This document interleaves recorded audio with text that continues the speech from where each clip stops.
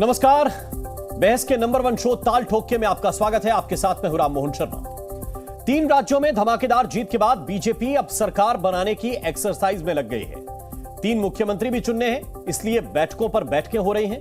कारें एक बंगले से दूसरी ओर और दूसरे से तीसरे की ओर दौड़ रही हैं। इसी बीच आज से 17वीं लोकसभा का आखिरी शीत सत्र भी शुरू हो गया है। प्रधानमंत्री नरेंद्र मोदी संसद पहुंचे तो जैसे कल बीजेपी हेडक्वार्टर में उनका जोरदार स्वागत हुआ था, वैसे ही आज संसद में भी हुआ। एनडीए के सारे सांसदों ने खड़े होकर नारे लगाए, तीसरी बार भी मोदी सरकार, बार बार मोदी सरकार, एक गारंटी मोदी की गारंटी, इस तरह के नारे संसद के अंदर सुनाई दिए। जरा आप भी सुनिए।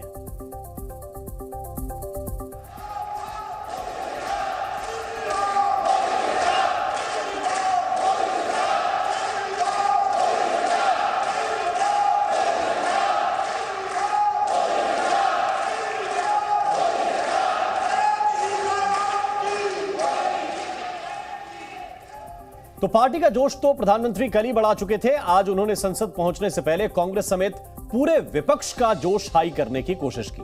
प्रधानमंत्री ने विपक्ष को कई पॉलिटिकल टिप्स भी दिए। विपक्ष को कहा कि 3 राज्यों की हार से आप निराश न हो और इस हार का गुस्सा सदन के अंदर बिल्कुल ना निकालें। उन्होंने विपक्ष को कहा कि अपने भीतर की नेगेटिविटी को आप निकालें, थोड़े से पॉजिटिव और कंस्ट्रक्टिव बने। मोदी ने कहा कि विपक्ष के पास खुद को रिवाइव करने का यह गोल्डन चांस है। संसद को अच्छे से चलाने का और देश को आगे बढ़ाने में मदद करने का यह बेहतरीन मौका है। इस मौके को वो हाथ से ना जाने दें। वैसे लोकसभा के शीत सत्र में सरकार 21 अहम बिल पास कराना चाहती है। प्रधानमंत्री ने जो नसीहत दी उसका एक यह भी कारण है, मोदी ने विपक्ष से नेगेटिविटी दूर करने के लिए कहा है। लेकिन कांग्रेस के अधीर रंजन चौधरी ने कहा कि मोदी उनके मजे ले रहे थे, उनकी हार का मजाक उड़ा रहे थे, उनकी दुखती रग को छेड़ रहे थे। रहा सवाल नेगेटिविटी खत्म करने की अपील का, तो वो आज भी दिखी। कई विपक्षी दलों की ओर से बीजेपी की 3 राज्यों की जीत पर सवाल उठाए गए। यह पूछा गया कि माहौल तो खिलाफ था, फिर बीजेपी इतनी बंपर कैसे जीत गई। एक बार फिर घुमा फिराकर ईवीएम वाला एंगल भी नेताओं ने निकाल लिया। तो क्या प्रधानमंत्री मोदी वाकई आज विपक्ष की मौज ले रहे थे, मजे ले रहे थे, या फिर सच में उन्होंने आइडिया फॉर इंडिया के जरिए विपक्ष को अपने मैजिक टिप्स दिए हैं? इसी पर बहस की शुरुआत करेंगे, लेकिन उससे पहले सारे बयानों को सिलसिलेवार आप सुन लीजिए।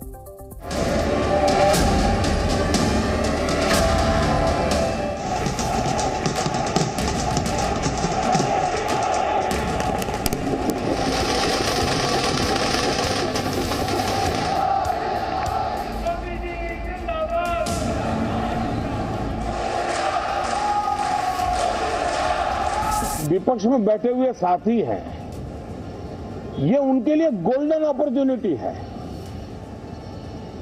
इस सत्र में पराजय का गुस्सा निकालने की योजना बनाने के बजाय इस पराजय में से सीख करके पिछले 9 साल से चलाई गई नकारात्मकता की प्रवृत्ति को छोड़ करके इस सत्र में अगर सकारात्मकता के साथ आगे बढ़ेंगे तो देश उनके तरफ देखने का दृष्टिकोण बदलेगा, उनके लिए एक नया द्वार खुल सकता है।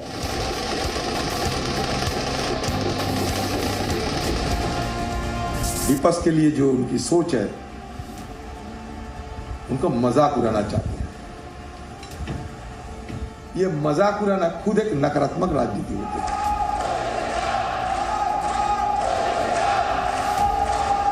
विपक्ष में है तो भी उनको एक अच्छी एडवाइस दे रहा हूं कि आइए, सकारात्मक विचार लेकर के आइए। हर किसी का भविष्य उज्जवल है, निराश होने की जरूरत नहीं है, लेकिन कृपा करके बाहर के पराजय का गुस्सा सदन में मत उतारना। हताशा, निराशा होगी, आपके साथियों को आपका दम दिखाने के लिए कुछ न कुछ करना भी पड़ेगा।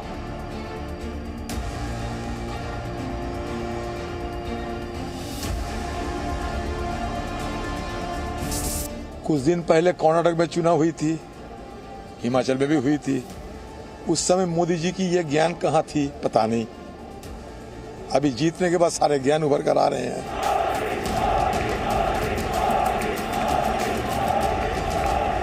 थोड़ा सा अपना रुख बदलिए। विरोध के विरोध का तरीका छोड़िए, देश हित में सकारात्मक चीजों का साथ दीजिए। देश के मन में आज जो ऐसी कुछ बातों पर नफरत पैदा हो रही है, हो सकता है वो मोहब्बत में बदल जाए, तो मौका है, ये मौका जाने मत दीजिए।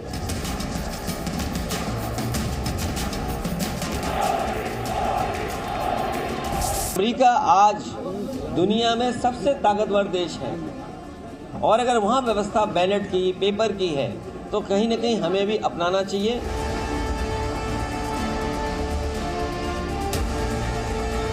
आज मैं राजनीतिक दृष्टिकोण से भी कहना चाहता हूं कि आपका भी भला इसमें है कि आप देश को सकारात्मकता का संदेश दें। आपकी छवि नफरत की और नकारात्मकता की बने, वो लोकतंत्र के लिए अच्छा नहीं है।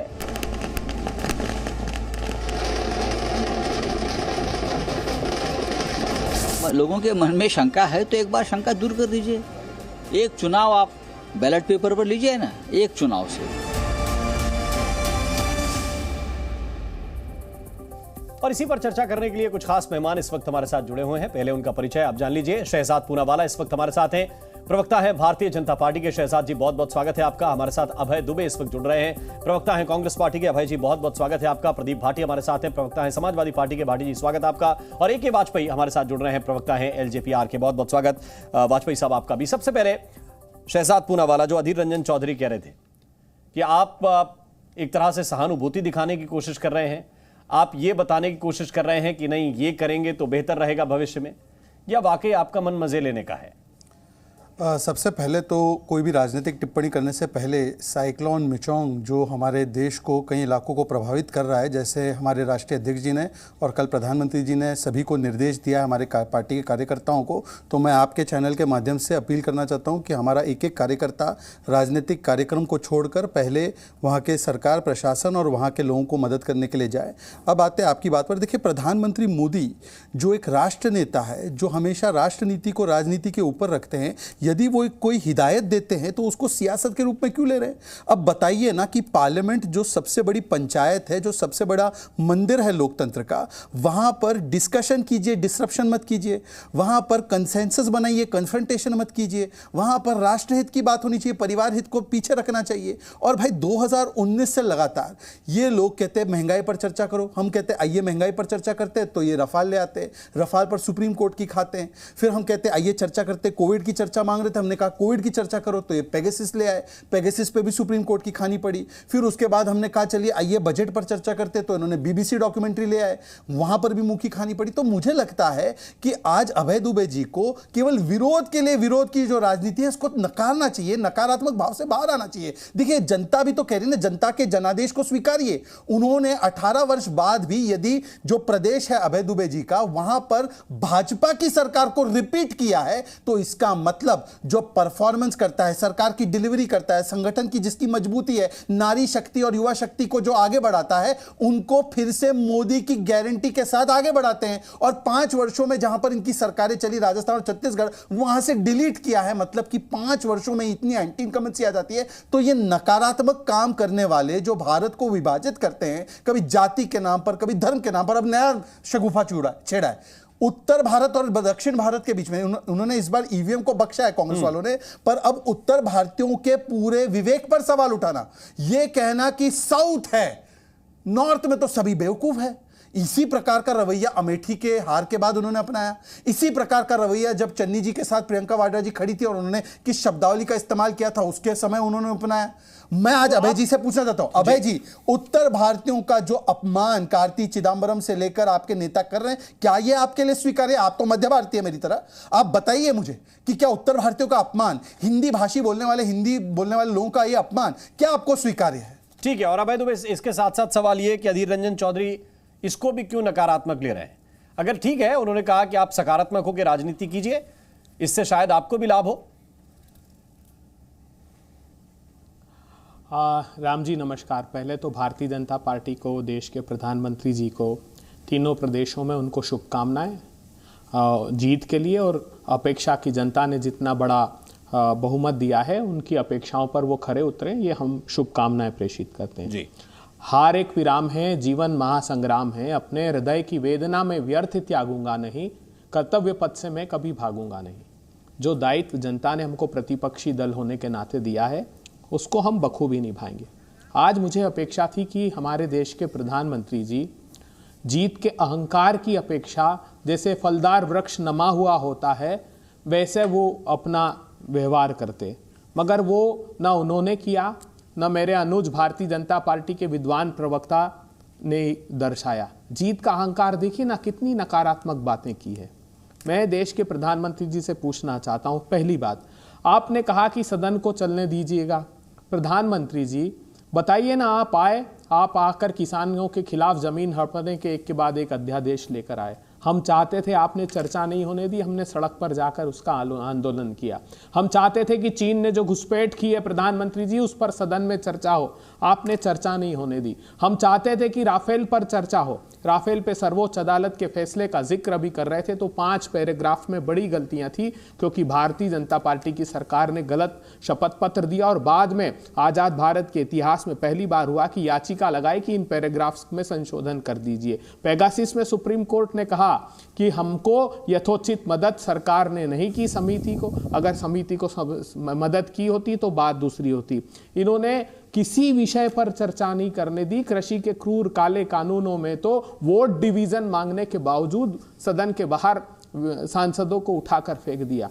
आजाद भारत का इतिहास गवाह है, 1952 के बाद 17वीं लोकसभा का ये ऐसी लोकसभा है जिसमें सबसे कम डिस्कशन हुआ है। आजाद भारत के इतिहास में पहली बार ऐसा हुआ कि एवरेज अभी तक 210 दिनों की चर्चा हुई है। इसके पहले 16वीं लोकसभा थी, उसमें 331 दिनों की चर्चा थी। यह पहली बार हुआ कि पार्लियामेंट्री स्क्रूटनी का सिस्टम कोलैप्स कर दिया। सुप्रीम कोर्ट तक ने इस पर बात की कि स्टैंडिंग कमेटी को, पार्लियामेंट्री कमेटियों को बिल भेजना शुरू होता है। मैं आपके पास वापस इस सवाल को लेकर आऊंगा कि ये सबसे अच्छी चर्चा और सबसे व्यापक चर्चा हिंदी भाषा में ही सदन के अंदर होती है, और अगर हंगामे की तस्वीरें आए, लोग वो न सुन पाए, तो फिर उनके मन में ये चेतना जगनी चाहिए कि ये सरकार ठीक नहीं है, ब्रांड मोदी ठीक नहीं है, मोदी के नाम पे वोट नहीं करना चाहिए।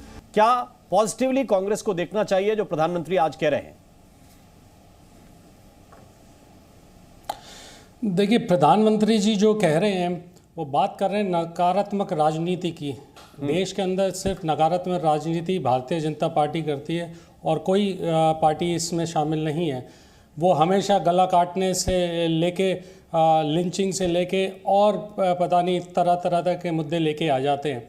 लेकिन जहां हम प्रधानमंत्री जी ट्रांसपेरेंसी एंड गुड गवर्नेंस की बात कर रहे हैं, ये बातें कितनी बेमानी लगती हैं। अगर एक तरफ वो ये बात करें और दूसरी तरफ काले धन पे जो ट्रांसपेरेंसी आनी थी, जिसके लिए कोई काला धन आना था 100 दिन में या 30,000 करोड़, 2 बार ऐसा हुआ कि 50% इंक्रीज हुआ स्विस बैंक में। ये रिकॉर्ड 14 साल का ब्रेक हुआ है। इस तरह की ट्रांसपेरेंसी इलेक्ट्रल बॉन्ड में ट्रांसपेरेंसी आप देख लीजिए, पीएम केयर फंड में ट्रांसपेरेंसी देख लीजिए, हिंडनबर्ग जैसी ट्रांसपेरेंसी देख लीजिए। तो ये तो ट्रांसपेरेंसी की बात है। माननीय प्रधानमंत्री जी हिदायतें दे रहे थे अभी शहजाद भाई, हिदायतें सबसे पहले तो भारतीय जनता पार्टी को मिलनी चाहिए। भारतीय जनता पार्टी ने जिस तरह का माहौल देश के अंदर कर रखा है, वो जरूर चुनाव जीतना एक अलग बात है, लेकिन चुनाव के साथ साथ अगर आप देश में राजनीति इस तरह की लेके चलेंगे जिससे देश बटेगा।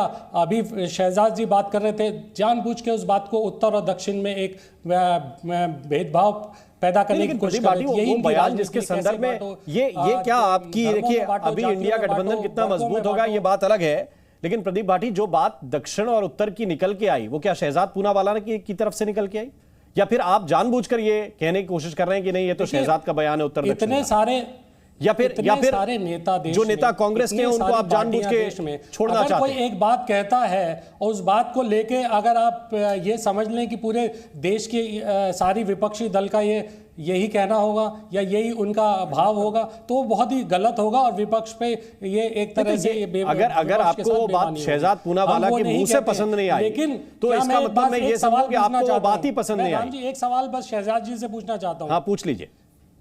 मैं शहजाद जी से एक सवाल पूछना चाहता हूँ, क्या वो 2014 में जो उन्होंने हम जिन्हें जुमले कहते हैं, मैं बहुत हुई महंगाई की मार, बहुत हुआ अत्याचार, किसानों पे अत्याचार, बहुत हुई पेट्रोल की मार, इन पे 2024 का चुनाव लड़के दिखाते हैं। महंगाई 2 से 2.5 गुना 2014 में जो शहजाद पूनावाला रिस्पॉन्ड कर रहे हैं, फिर वाजपेयी साहब के पास 2 से 2.5 गुना कीमत, ठीक, आपका पॉइंट आ गया। पूनावाला जी जवाब दीजिए। इन्हीं मुद्दों पर चुनाव हुआ है। राजस्थान में सबसे ज्यादा महंगाई थी, सबसे ज्यादा इन्फ्लेशन राजस्थान में, सबसे ज्यादा बिजली का दर महंगा राजस्थान में, सबसे ज्यादा पेट्रोल डीजल पर वैट राजस्थान में, और इन्हीं मुद्दों पर कांग्रेस को बाहर किया गया है। ग्रामीण इलाकों में आप देख लीजिए, हर जगह भारतीय जनता पार्टी की जीत हुई है। इसका मतलब किसान किससे संतुष्ट है और किसने किसानों को धोखा देने वाले, हम कर्ज माफी करेंगे ऐसे वादे किए थे और 19,500 किसानों की जमीन नीलाम कर दी थी। ये बयान से अब स्पष्ट, ये वोटिंग से स्पष्ट है। अब आते हैं नकारात्मकता और अहंकार पर। अहंकार तो वो होता है मान्यवर कि ओबीसी समाज को गाली दो और कहो कि मैं सावरकर नहीं हूं, माफी नहीं मांगूंगा।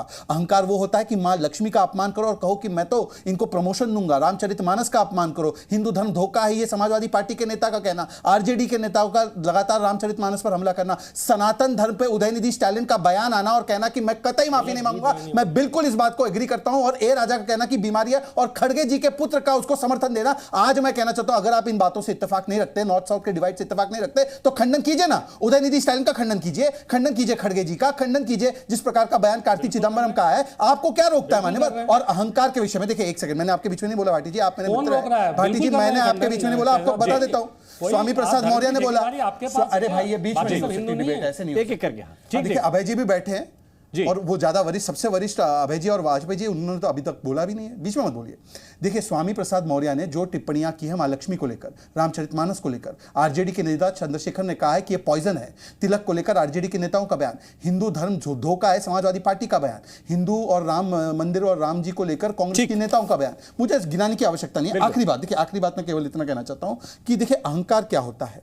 अहंकार ये होता है कि जिस प्रकार से आपने इन सनातन धर्म को गालियां दी, आज भी कांग्रेस पार्टी के नेता एक बार भी नहीं कह रहे कि हम इसके लिए शर्मिंदा है, उल्टा वो कह रहे कि नहीं ये सारी चीजें ठीक थी। वरना अभय जी बता दीजिए, कमलनाथ जी क्यों एंट्री नहीं दे रहे थे ये सारे नेताओं को मध्य प्रदेश में? क्यों कह रहे थे कि नहीं बाबा बागेश्वर धाम को बुला लो, हिंदू राष्ट्र होना चाहिए? अभय दुबे जी।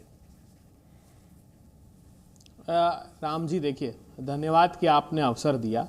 पहली बात तो मेरा निवेदन है राम जी आपसे जी कि एक कॉम्पिटेंट स्पोक्स पर्सन है शहजाद पूनावाला, उनको डिफेंड आप मत कीजिए। मैंने क्या डिफेंड कर लेंगे? मैंने क्या डिफेंड? अब बात देखिए अभय दुबे जी, देखिए मैं प्लीज मुझे बताएं, पिछले 20 मिनट से आप चर्चा सुन रहे हैं, 2 लाइन बताएं मैंने क्या डिफेंड किया। बेचारे वाजपेयी जी तो बोल भी नहीं पाया अभी तक। 20 मिनट में मेरिट पर डिबेट, 40 सेकंड भी आपने मेरा पक्ष नहीं सुना। अभय दुबे जी बहुत अच्छे तथ्य, अभय दुबे जी, प्रदीप भाटी को अगर आप इंडिया गठबंधन का साथी नहीं मानते तो बात अलग है। उन्होंने भी उत्तर दिया और आप भी उत्तर दीजिए। अभी शुरू हो जाइए और आपका वक्त पूरा रहेगा, प्लीज बोलिए। अब बात प्रधानमंत्री जी को माफी मांगनी चाहिए देश से कि कैसे संजय निषाद जो उनके गठबंधन का दल है वो मेरे मर्यादा पुरुषोत्तम भगवान राम और उनके पिता दशरथ के संबंधों के बारे में बात कर रहा है खुलकर। मैं यहां चैनल पर बोल भी नहीं सकता। जितन राम मांझी के बारे में मोदी जी को माफी मांगनी चाहिए कि जितन राम मांझी जिनको उन्होंने गले लगाया वो कितनी अभद्र बातें कर रहे हैं भगवान मर्यादा पुरुषोत्तम राम के बारे में। प्रधानमंत्री जी आपने नरेश अग्रवाल को गले लगाया कब? जब उन्होंने वो बयान दिया भगवान विष्णु भगवान राम के बारे में। आपको माफी मांगनी चाहिए कि देश के तत्कालीन प्रधानमंत्री अटल बिहारी वाजपेयी तमिलनाडु गए और उन्होंने कहा कि ये राम सेतु तोड़ने का संकल्प लेता हूं। भारतीय जनता पार्टी को देश से मांगनी चाहिए, माफी मांगनी चाहिए। ये कब कहा कि राम सेतु तोड़ने का संकल्प मत कीजिए, मैं आपको टोकना नहीं चाहता, इसका प्रमाण दे दीजिए।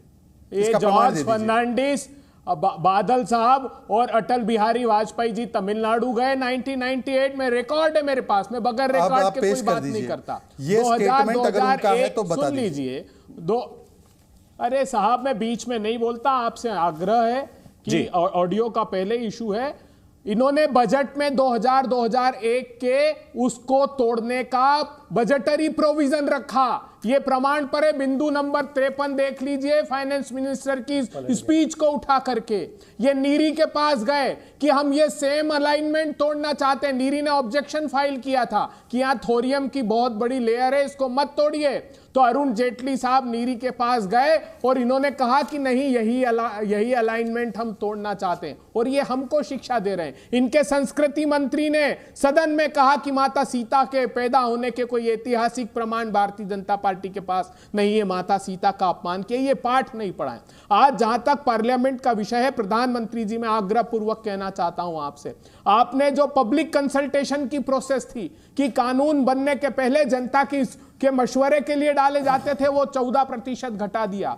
आज परिस्थितियां ये हो गई कि 17% सिर्फ बिल आप भेज रहे हो कमेटियों को, जो कांग्रेस पार्टी की सरकार के समय 74% था। सुप्रीम कोर्ट तक ने फटकार लगाई। आप पार्लियामेंट चलने नहीं देना चाहते। अडानी जी को प्रोटेक्ट करने के लिए आप पार्लियामेंट को डिस्टर्ब करते हैं। और राहुल गांधी जी से पहली बार ऐसा हुआ कि सरकार खुद सदन नहीं चलने दे रही थी, पिछला बजट सत्र जो था। तो हमें दुख है इस बात का कि मेरे देश के मेरे भी प्रधानमंत्री जी कम से कम सकारात्मकता सदन में भी रखें और अपने बयानों में भी रखें। हम शहजाद पूनावाला इसको रिस्पॉन्ड कर रहे हैं, फिर वाजपेयी साहब के पास जो बात आपने लंबे समय से जो बात आपने कही, देखिए क्या कहते कहते कितना बड़ा सेल्फ गोल कर देते हैं अभय भाई। आपने कहा वाजपेयी जी ने वो स्टेटमेंट नहीं दिया, आपने फिर फाइनेंस मिनिस्ट्री के डॉक्यूमेंट का हवाला दिया। उस फाइनेंस मिनिस्ट्री के डॉक्यूमेंट को लिखने वाले और पढ़ने वाले व्यक्ति कौन थे? यशवंत सिन्हा। यशवंत सिन्हा को राष्ट्रपति का कैंडिडेट किसने बनाया? इन्होंने। और किसके खिलाफ बनाया? एक आदिवासी समाज से आने वाली बेटी। बीच में मत बोलिए अभय जी, मैंने आपके बीच में नहीं बोला। अभय जी मैंने आपके बीच में बोला। अभय जी मैंने आपके बीच में बोला। आप अपने समय पर उन तथ्यों को पेश कीजिए। अरे भाई भाजपा की सरकार का बजट था। अभय जी प्रधानमंत्री की कंसल्टेशन के बाद बजट तैयार होता है। क्या बात करते हैं आप? अभय जी आपका ये तरीका बिल्कुल नहीं है। ये सुप्रिया जी का हो सकता है, आपका नहीं है। और आपको पता है मैं आपकी बुद्धि की और आपकी वाणी की कितनी प्रशंसा करता हूं, तो इसीलिए उसका लिहाज रखिए। देखिए ऐसा है कि आप बीच में मत बोलिए भाई, आप बीच में अपने समय पर बोलिए ना भाई साहब, ऐसा मत कीजिए।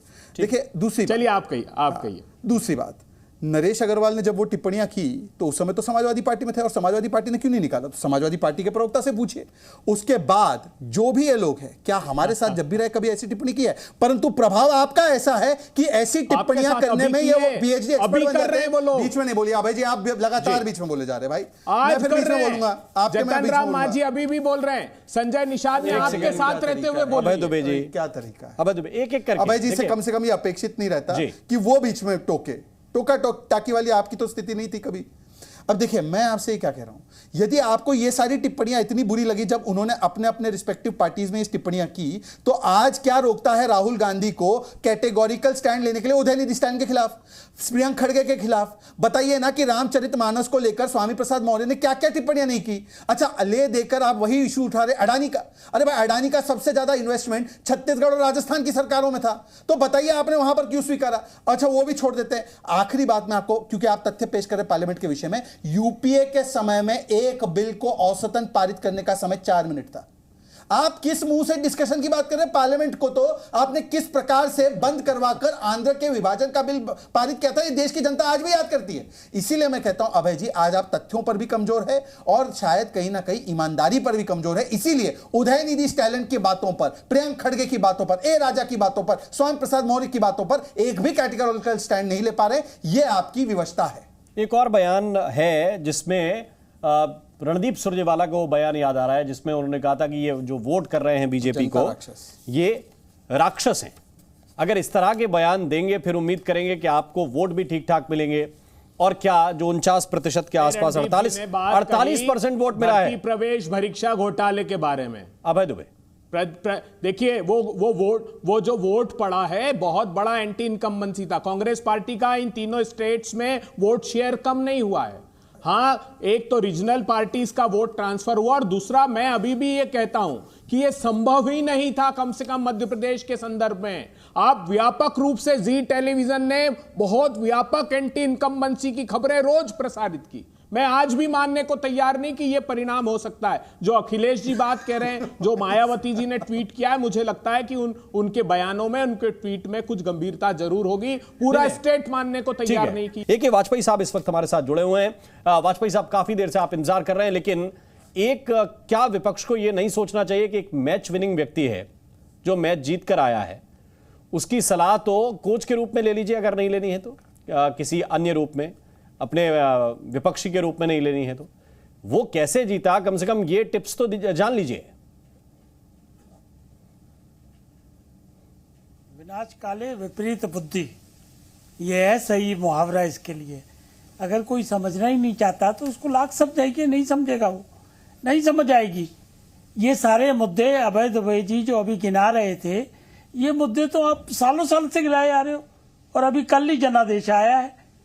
ये सारे मुद्दे आपके, चाहे वो अडानी है, चाहे 20,000 करोड़ रुपया है, चाहे जातिगत जनगणना है, चाहे और कोई मुद्दे हैं, चाहे ओपीएस है, चाहे राफेल है, चाहे पेगासस है, कितने मुद्दे ये सब उठाए हैं आपने, लगातार उठाए हैं।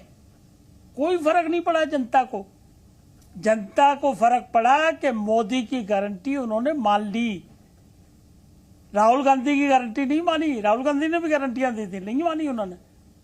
ये सोचना पड़ेगा आपको, ये सोचना पड़ेगा कि जनता के प्रति मोदी ने विश्वास कैसे कायम किया, और उसका जवाब बड़ा सीधा है कि जनता के फेवर में जो काम होते हैं, गरीब गुरबा को जब राशन मिलता है, या उसको गैस का चूल्हा मिलता है, या रोजगार मिलता है, तो जनता को महसूस करती है उस चीज को। ये पक्के मकानों की जो गरीब गुरबा को दी जाती है, उनकी रजिस्ट्री महिलाओं के नाम होती है, तो महिला गर्व से उसका सीना कितना चौड़ा हो जाता होगा। मतलब विश्वास एक दिन में कायम नहीं होता है। आई एम सॉरी, कांग्रेस ने 70 के दशक में गरीबी का नारा दिया था, क्या हुआ उसका नारे का? जब किसानों की जात की बात करते हैं, आप खाली नारे की बात करेंगे, जातिगत जनगणना कराएंगे, हम जरूर हर राज्य में कराएंगे, हम सेंटर में आएंगे तो जरूर कराएंगे। जब आप थे तब क्यों नहीं कराई? 60 साल तक राज किया आपने, क्यों नहीं कराई भाई? उसका जवाब कौन देगा? तो इन्हीं बातों से जनता गुमराह नहीं होती है। और आप फिर वही एटीट्यूड अगर लागू करोगे, तो प्रधानमंत्री जब घमंडिया कहते हैं तो उसी कारण से कहते हैं, क्योंकि आप चीजों को समझना ही नहीं चाहते। और ये बात में क्या गलत बात उन्होंने कही है कि डेमोक्रेसी, स्वस्थ डेमोक्रेसी के लिए कंस्ट्रक्टिव अपोजिशन होना चाहिए, नेगेटिविटी वाला अपोजिशन नहीं चाहिए। यही तो कम्युनिकेट कर रहे हैं वो, इसमें क्या गलत बात कर रहे हैं? आज पार्लियामेंट में आप डिस्प्ले बोर्ड लेके आ गए सुबह सुबह, और पार्लियामेंट आपने अर्जन करा दी, और अब आप टेलीविजन पे बैठ के ये कह रहे हो सत्ता पक्ष नहीं चलने देता है। कोई भी संस्था हो, कोई भी कंपनी हो, कोई भी कोर्ट हो, कोई भी कानून हो, सब के सब रूल और व्यवस्था के अनुसार चलते हैं। अगर स्पीकर साहब ने इसको डिस्प्ले ले जाने को मना किया है, तो आप उनकी बात क्यों नहीं मानोगे? विरोध करने से नहीं रोका गया, विरोध के तरीके से रोका गया है। राम बाबू, ये लोग नहीं समझेंगे, ये बिल्कुल नहीं समझेंगे, और इसीलिए जनता इनको बार बार नकार रही है। जनता इनकी बातों में विश्वास नहीं कर रही है, जनता इनके हथकंडों में विश्वास बिल्कुल नहीं कर रही है। पुरानी इस ओल्ड पेंशन स्कीम पे इन लोगों ने बड़ा शोर मचाया, कहीं कुछ निकल के नहीं आया। तो इसलिए ये तो इनको अभय दुबे इस पे रिस्पॉन्ड करना चाहते हैं, लेकिन अभय दुबे इसके साथ तीन चार चीजें जुड़ी हुई हैं। अपने साथियों का सम्मान ना करना, जिस पर अखिलेश यादव ने भी कहा है, ममता बनर्जी ने भी आपको कहा है। हो सकता है आपको पीएम मोदी की बात ठीक ना लगती हो, इन दोनों की बात। तीसरी बात ये भी देखना पड़ेगा, आप कह रहे हैं कि विश्वास नहीं होता। हर राज्य में जहां 18-20 साल कहीं सरकार चलेगी तो वहां खामियां भी होंगी, और आप लोगों ने उठाई, हमने वो दिखाने की कोशिश की। लेकिन इसके बावजूद अगर 48-49% वोट किसी पार्टी को मिल रहा है, तो क्या ये अध्ययन का विषय आप लोगों के लिए नहीं है कि ये विश्वास कहां से आया? आप कह रहे हैं कि शिवराज सिंह चौहान के खिलाफ अविश्वास था, तो क्या ये पीएम मोदी के प्रति विश्वास नहीं लोगों का? राम जी, जो भी सकारात्मक सुझाव हैं, वो अखिलेश जी का हो, ममता जी का हो, प्रधानमंत्री जी का हो, वाजपेयी जी का हो, शहजाद भाई का हो, प्रदीप जी का, सबका स्वीकार करते हैं हम, आत्मसात करेंगे जो भी अच्छी बातें होगी। ये वाजपेयी जी ने अभी कहा कि ये सीख नहीं ले रहे हैं, अभी भी वही बातें कर रहे हैं। वाजपेयी जी, हमको देश की जनता ने जनादेश दिया, जिन 4 प्रांतों में चुनाव हुए हैं वहां पर कांग्रेस पार्टी को 4,90,00,000 वोट मिले हैं, और भारतीय जनता पार्टी को 4,81,00,000, लगभग 9-10 लाख वोट हमको उनसे ज्यादा मिले हैं। तो ये मतदाता कहते हैं कि आप प्रतिपक्ष का दायित्व ठीक तरीके से निभा रहे हैं, आप इस दिशा में काम कीजिए। उन्हीं के दिशा निर्देश पर हम कह रहे हैं प्रधानमंत्री जी, सदन चर्चा के लिए है, चर्चा से क्यों भागते हैं? हमने कहा कि जेपीसी करा लीजिए अडानी जी के मुद्दे पर। हमने तो नहीं कहा, डीआरआई ने केस ओवर इनवाइसिंग का किया था कि इंडोनेशिया से ओवर इनवाइसिंग करके कोल मंगाया और यहां पर उपभोक्ताओं से ज्यादा पैसा चार्ज किया बिजली का उन्होंने। हमने तो नहीं कहा था। वो जांच 2016 से नहीं हो रही, ये बात हमने कही। स्टॉक मैनिपुलेशन की खबरें आई, तब हमने कहा कि आप जेपीसी करा लीजिए, चर्चा करा लीजिए। नहीं नहीं कराते सदन में। महंगाई पर नहीं, चीन हमारी 2000 स्क्वायर 1200 स्क्वायर किलोमीटर अंदर तक आकर के बैठा है। दोलखदेव ओल्डी की जो हाईएस्ट एयर स्ट्रिप वर्ल्ड की है उसके नीचे तक आ गया, पेट्रोलिंग पॉइंट 10, 11, 12A, 13 तक। तब हमने कहा कि प्रधानमंत्री जी चर्चा कीजिए, चीन अंदर बैठा है और आप क्लीन चिट दे रहे हैं, हाउस में चर्चा नहीं कराते। तो हम चाहते हैं कि चर्चा की जाए सदन में, बिल अगर पास किए जाएं तो पार्लियामेंट्री स्क्रूटनी का सिस्टम लगाया जाए। हम चाहते हैं पब्लिक का कंसल्टेशन हो, हम चाहते हैं कि व्यापक चर्चा हो। बहुत कम चर्चा हो रही है। सुप्रीम कोर्ट ने फटकार लगाई कि बगैर चर्चा के आप बिल पास कर रहे हैं, तो पार्लियामेंट है क्यों? इसीलिए तो है। तो इसमें क्या नकारात्मक बात हो गई बता दीजिए, हमने अगर कोई कही हो। मुद्दा उठाया और किसी प्रांत में कुछ वोट शेयर का परसेंटेज कम ज्यादा होता है, हार जीत होती है, मैं ये नहीं कह रहा हूं। इसका आशय ये कतई नहीं कि प्रतिपक्ष अपने दायित्वों से मुंह फेर ले। हमको जनता ने आदेश दिया है, हम उसी दिशा में काम कर रहे हैं। ठीक है, शहजाद पूनावाला जी रिस्पॉन्ड कीजिए। देखिए, वोट शेयर की बात है तो कर्नाटका में तो हमारा ऐतिहासिक स्तर पर वोट शेयर था, पर चुनाव हम हारे, स्वीकारना पड़ेगा। आज आपकी 270 सीट थी 679 सीट्स में जो 5 राज्यों में गए, उसमें से आप घटकर 210 211 पे आ चुके हैं। हम लोग 200 सीट पे थे, हम 344 पर आ चुके हैं, परंतु ये स्वीकारने को तैयार नहीं है। अभी उन्होंने कहा कि मैं जनता के मैंडेट को नहीं स्वीकारता हूं। कभी ईवीएम पर सवाल, कभी जनता के विवेक पर सवाल, नॉर्थ साउथ का डिवाइड। अच्छा, मैं आपको बताता हूं नकारात्मकता क्या है। अभय जी सुन लीजिए, देखिए मैं आपकी उतनी इज्जत करता हूं जितना सुधांशु जी की, तो आप 10-15 सेकंड सुन लीजिए।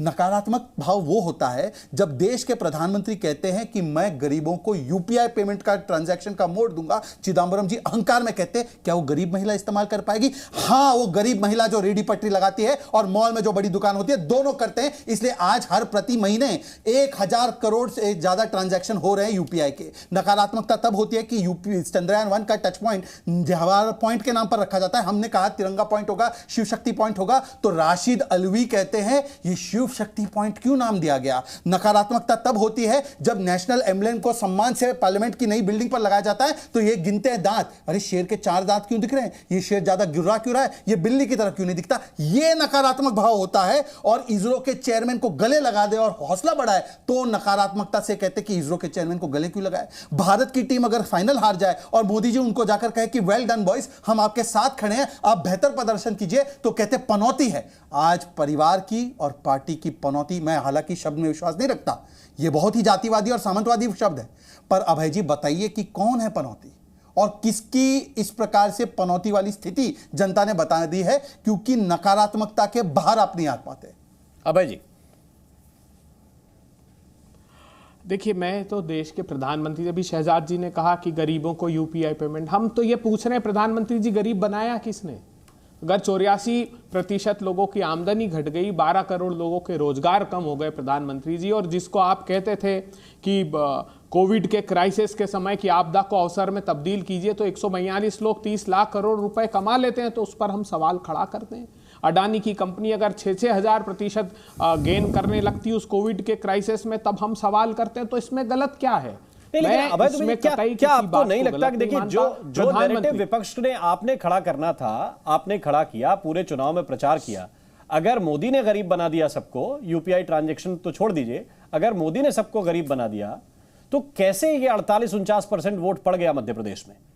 वो जहां तो आप एंटी इनकम्बेंसी की बहुत लंबी चौड़ी तकरीरें हुई। मेरा सवाल सिर्फ इतना है कि क्या इसको लेकर विश्लेषण करेंगे या फिर केवल ये नारे, मंच की तकरीरें, इनसे काम विपक्ष का चल जाएगा? क्योंकि ये एक चुनाव का विषय नहीं है, अगला चुनाव फिर 6 महीने बाद आपको बड़ा फेस करना है। देखिए राम जी, मैंने जो मध्य प्रदेश का संदर्भ है, एक तो अखिलेश यादव जी ने एक तर्क दिया कि ईवीएम पर अपना विश्वास जताकर, मायावती जी ने भी कुछ ऐसा ही ट्वीट किया है। मेरा एक मूल्यांकन और है, बहुत व्यापक एंटी इनकम्बेंसी थी, इसलिए 12 कद्दावर मंत्री चुनाव हारे हैं। इनके कृषि मंत्री चुनाव हार गए, किसानों के लिए काम नहीं किया, गृह मंत्री हार गए क्योंकि कानून व्यवस्था अच्छी नहीं थी, भीषणतम भ्रष्टाचार था व्यापक एंटी इनकम्बेंसी। लेकिन एक काम जो हुआ है कि तत्कालिक प्रभाव में आकर जो ये लाडली बहना योजना चालू की, क्योंकि हमने अनाउंस कर दिया था 1500 रुपए, तो ये डर गए, हमने फॉर्म भराना स्टार्ट किया, तो इनको लगा उसका प्रभाव ना हो, तो 1250 रुपए डालने लगे। क्योंकि मध्य प्रदेश देश के सबसे 2 गरीब प्रांतों में 82 लाख उज्ज्वला के कनेक्शन है, मतलब बीपीएल फैमिली सोच लीजिए, 4 करोड़ तो सीधे सीधे गरीबी रेखा के नीचे लोग रहते हैं। तो वो प्रभाव उन महिलाओं का मुझे दिखाई देता है तात्कालिक रूप से। अगर ये थोड़ी पुरानी भी स्कीम होती तो उतना प्रभावी नहीं होती, लेकिन लोगों को लगा कि अकाउंट में लेकिन पैसे आ अगर इस एनालिसिस को थोड़ा आगे ले जाएं तो ये 1200 1250 रुपए राजस्थान की बहनों को तो नहीं दिए जा रहे थे ना, वहां पे बीजेपी की सरकार थी, वहां तो आप लोग उल्टा दे रहे थे, सस्ता सिलेंडर देंगे, ये स्वास्थ्य की स्कीम है, वहां भी चले गए। छत्तीसगढ़ में भूपेश बघेल कह रहे थे कि हम गोबर भी खरीद रहे हैं, इससे और क्या चीज नीचे की खरीद लें, तो वहां भी आप चले गए। क्या ये जो आप कह रहे हैं कि एक स्कीम चालू कर दी उससे हार गए, क्या ये एनालिसिस आपका ठीक है? देखिए छत्तीसगढ़ में भी महतारी योजना का जो इन्होंने फॉर्म ऐलान किया था, उन्होंने दिए थोड़े थे, ऐलान तो आपके भी थे। तो सुन लीजिए ना राम जी, सुन लीजिए, पड़ोस की स्टेट में दे रहे हैं एक भरोसा, और ये सारे पत्रकार भी सब लोग इस पर चर्चा कर रहे थे। हम ये मानते हैं चूक हमारी कि अगर हम भी ट्रांसफर करना राजस्थान में और वहां करते तो बहुत व्यापक जन समर्थन हमको मिलता, लेकिन हां इसमें कोई किसी का नहीं कि मोदी के मन में एमपी या ये नहीं, तत्कालिक प्रभाव का ये परिणाम मेरे हिसाब से, जैसे लोग ये कह रहे हैं कि संभव ही नहीं है, अगर ईवीएम में गड़बड़ी नहीं की होगी तो इतना बड़ा परिणाम नहीं आता, ये लोग कह रहे हैं, जैसा कि अखिलेश जी ने भी अभी कहा। क्योंकि भारती जी और वाजपेयी जी बोलना चाहते हैं, ये ईवीएम 3 राज्यों में खराब थे, तेलंगाना में तो ठीक थे ना भाई, ये ईवीएम तेलंगाना में ठीक थे कि तेलंगाना में ईवीएम ठीक हो जाते हैं और बाकी राज्यों में खराब हो जाते हैं। मतलब अभय जी, मैं आपकी इतनी इज्जत करता हूं व्यक्तिगत तौर से, आप जानते हैं कितना मैं आपसे रिस्पेक्ट से बात करता हूं, आप क्या तर्क दे रहे हैं, आप इस तर्क पे आ रहे हैं। और दूसरी बात, अगर आपका यह कहना है कि लालची होकर लोगों ने वोट किया, तो मान्यवर आपने तो आखिरी 6 महीने में क्या क्या लालच नहीं दिखवाए। आप तो ये कह रहे थे कि हमने ये कर दिया वो कर दिया। हिमाचल में अभी तक कौन सी महिलाओं को 1500 रुपए दे दिए आपने?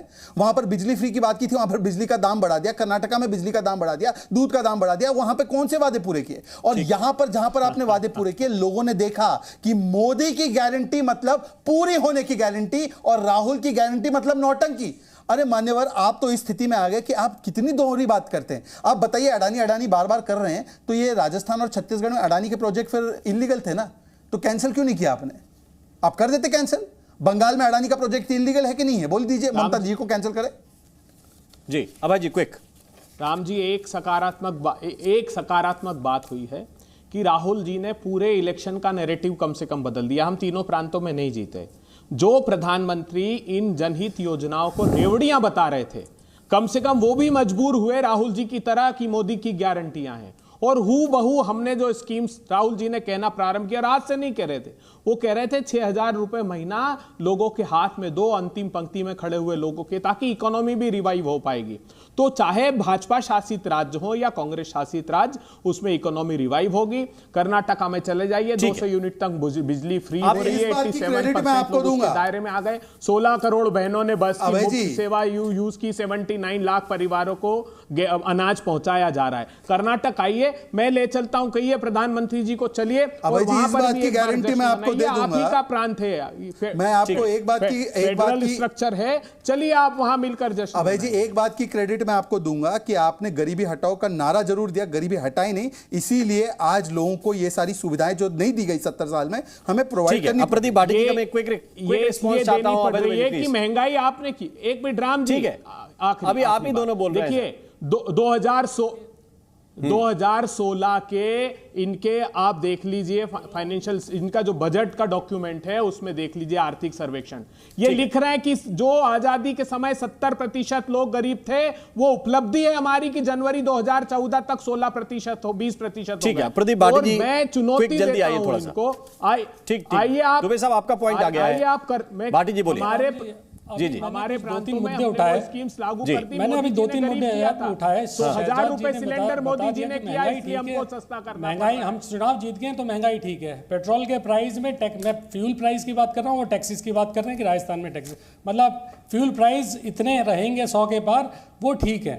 अभी आदरणीय वाजपेयी जी कह रहे थे कोई फर्क नहीं पड़ता है, चुनाव जीत रहे हैं तो कोई फर्क नहीं पड़ता है कि किसान की आय दुगनी हो जाए, कोई फर्क नहीं पड़ता, काला धन आ जाए कोई फर्क नहीं पड़ता, ना आए कोई फर्क नहीं पड़ता, बुलेट ट्रेन में आ रहा होगा शायद, और आपकी स्मार्ट सिटीज़ ना बने, आदर्श गांव नहीं बने, कितने वादे मतलब 42 जुमले जिन्हें हम कहें जो 2022 में पूरे होने थे, एक जुमला पूरा नहीं, एक जुमला ही कहेंगे उसे, एक पूरा नहीं किया। और उसके बाद आप ये तर्क देते हैं कि फ्यूल प्राइस सबसे ज्यादा, टैक्सेस सबसे ज्यादा उसके अंदर है राजस्थान के अंदर। भाई साहब, ये टैक्सेस राजस्थान में क्या उत्तर प्रदेश की जनता नहीं खरीद रही? क्या खाद्य का पदार्थ बिल्कुल वाजपेयी साहब रिस्पॉन्ड कीजिए क्विक।